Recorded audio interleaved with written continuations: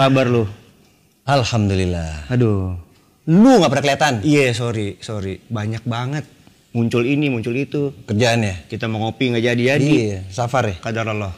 Nanti kita atur ya. Siap. Fer, lu udah lihat video terbaru belum? Video apaan? Ada. Terbaru viral. Oh iya? Iya, mengenai tahlilan. Oh iya. Pernah lihat ya? Pernah lihat. Gue mau diskusi sama lu nih, Fer. Oke. Minta pendapat lu. Oke. Ya. Gua sampai nyatet ada 3 poin penting. Niat banget. Iya, ada 3 poin penting. Gue mau nanya sama lu nih, Fer. Oke. Ya, kita diskusi lah ya. Diskusi. Oke. Gue bacain ya. Oke. Nah, pertama, itu mengenai tahlilan. Diriwayatkan di situ, dalam video tersebut ya, itu ada sahabat yang bernama Sa'ad bin Ubadah. Saat itu beliau, ibundanya meninggal dunia, Fer. Lalu kemudian beliau pergi ke Rasulullah Shallallahu Alaihi Wasallam dan disarankan agar beliau bersedekah untuk ibundanya. Nah, di situ disebutkan juga bahwa riwayat tersebut Hasan berdasarkan ulama Albani. Menurut lu gimana, Fer? Benar, adanya dalil itu. Dan dengan derajat hadis itu Hasan, itu betul. Benar ya? Tapi itu tidak bisa dijadikan hujah. Kenapa? Oke. Tahlilan itu kan kumpul-kumpul. Ya kan? Nah, sedekah itu kan tentang hadis keumuman. Kalau mau kumpul-kumpul, ya sama sedekah itu beda. Kumpul-kumpul ya kumpul-kumpul. Sedekah ya sedekah sendiri. Nggak ada hubungannya? Tidak ada hubungannya. Jadi sedekah aja ya, Fer ya? Berdasarkan hadis Hasan tersebut. Dan yang dilarang oleh ulama itu adalah berkumpul-kumpul di rumah mayit. Nah, kalau di negeri kita tradisinya disebut dengan tahlilan. Jelas. Oke. Nomor 2 mengenai baca Quran. Yep. Ya, baca Quran itu sampai ke mayit. Oke. Ya. Di situ disebutkan bahwa itu berdasarkan Imam Ahmad bin Hambal, ijma tanpa ada pengingkaran. Nah, itu Fer ya. Terus kemudian itu juga berdasarkan Imam Ibnu Taimiyah dan Ibnu Qayyim. Nah, gimana menurut lu? Tentang ijma dulu nih ya. Ya. Tentang ijma nih. Ini gua garis bawahi ya mengenai ijma. Di situ dikatakan tadi tanpa ijma, tanpa ada pengingkaran. Berarti kesepakatan seluruh ulama ya, seluruh ya. Oke, nih. Justru itu adalah kalimat dusta. Kenapa dikatakan dusta? Berat juga. Justru ada satu Imam Syafi'i dalam riwayat yang paling kuat tidak sampainya bacaan Quran itu kepada mayit. Imam Syafi'i justru menyelisihi. Adapun pendapat ulama yang tadi, nah baru kita bahas nih. Ya. Pendapat ulama yang sampai dengan pada Imam Ahmad, Ibnu Taimiyah, Ibnu Qayyim dan yang tadi yang disebut itu tidak ada kaitannya baca Quran dengan tahlilan. Let's say lo baca Quran, ya lo tinggal baca Quran. Nah, sedangkan tahlilan itu kan beda. Di dalamnya ada kumpul, ada makan, ada ini dengan ritual-ritualnya yang kita ketahui lah ya. Iya. Wallahualam. Lalu pertanyaannya adalah apakah bacaan Quran itu sampai ke mayit apa enggak? Nah, itu pendapat yang tadi Imam Syafi'i. Gitu loh. Itu tidak akan sampai. Dulu, contoh Nabi SAW ya.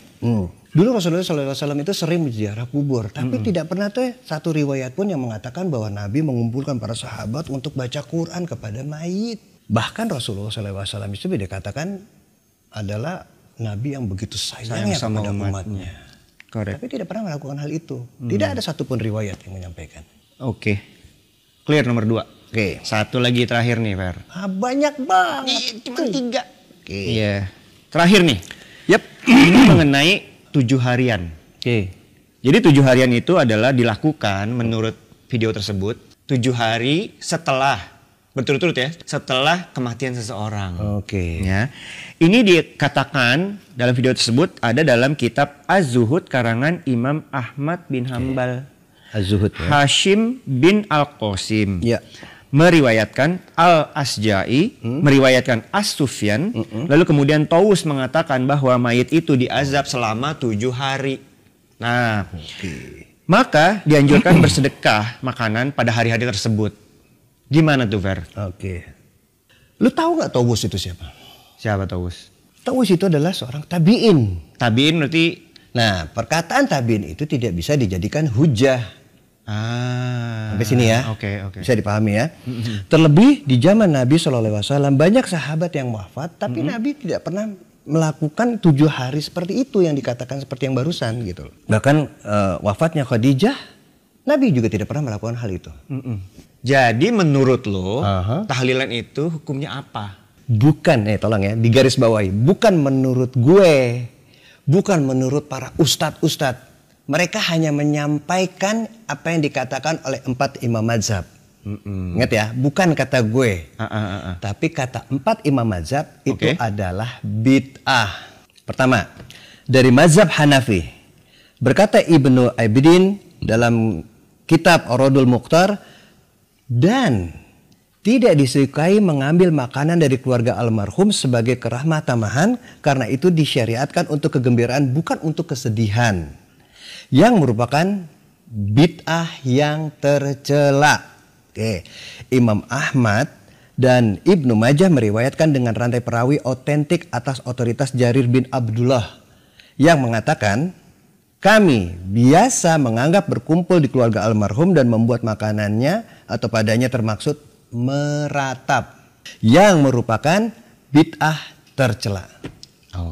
Oke. Meratap nggak boleh ya? Meratap. Nah, lalu lanjutnya dari mazhab Maliki.